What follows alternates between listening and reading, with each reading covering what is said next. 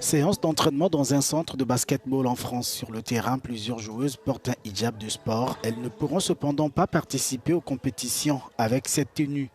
Les tenues et les vêtements qui ont une signification religieuse ou politique et ont été proscrits par la Fédération française de basketball. Salimata Silla est l'une des personnes touchées par la mesure. Quand on est là pour organiser le basket, en fait on essaie de l'organiser pour tout le monde.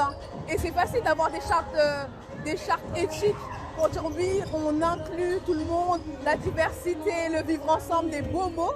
Mais du coup, le vivre ensemble, c'est pas exclure une partie des Françaises qui ont envie de faire du sport. Et on sait à quel point le sport, c'est vecteur d'émancipation, encore plus pour les filles. La décision appliquée par diverses fédérations sportives en France concerne des milliers de femmes musulmanes. Le Sénat a voté en faveur d'un projet de loi interdisant le port du voile dans toutes les compétitions sportives, reste l'avis de l'Assemblée nationale. Pour défendre les valeurs du sport au quotidien, il faut mener sans faiblesse et sans ambiguïté la lutte contre toute tentative de propagande religieuse ou politique, toute forme de radicalisation religieuse ou de repli communautaire.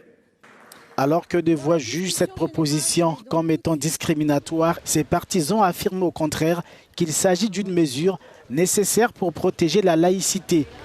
Le couvre-chef, c'est même pas des voiles là, que vise à interdire la loi, c'est juste des bonnets serrés ou des cagoules ouvertes.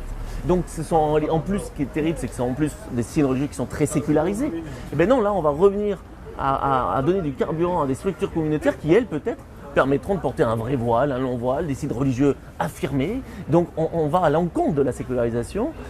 Une étude menée par Amnesty International dans 38 pays européens l'année dernière a révélé que la France était le seul pays à interdire le port de couvre-chef religieux dans le sport.